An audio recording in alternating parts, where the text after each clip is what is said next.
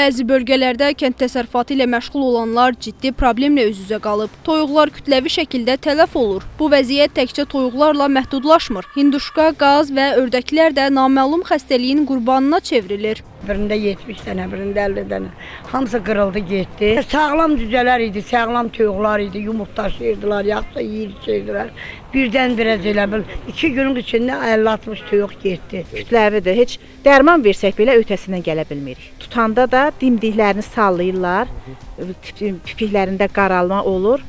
Bilirsən ki, xəstəlikdir, daha bunun öhdəsindən gəlmək olmur. Yarasa 150 toyuq idi, 20 dənə hündüşka vardı, 30'a yaxında ördəkzad vardı. Qırılıblar hamısı. Bilmirsən nədir, ödləri şişir, bir də başları qaralır, bir gün içində ölürlər, sap-sağlam heyvandır, heç bir xəstəliyi yox. Bəzi xəstəliklər var, mövsümi xəstəlikdir, bəzi xəstəliklər var, infeksiyon xəstəliyidir, bəzi xəstəliklər var, parazitar xəstəliklərdir. Onun müalicəsi, profilaktikasından ötürü rayonların baytar həkimlərinə müraciət eləmək lazımdır. 100 toğun %50'si ölürsə demək orada problem var. Yəqin ki, həmin təsərrüfatın özündə, kəndçinin öz təsərrüfatında problem gözlənilir.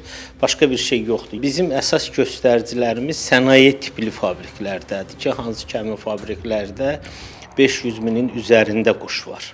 Həmin quşlarda ölüm yoxdursa, demək ölkədə epizodik durum normaldır. Toyuqların saxlanma yerindən, vaksinasiyadan, dərmanlanmasından və yaxud dezinfeksiyadan istifadə eləyirmi, eləmirmi? Əsasən bunlardan ölümlər ola bilər.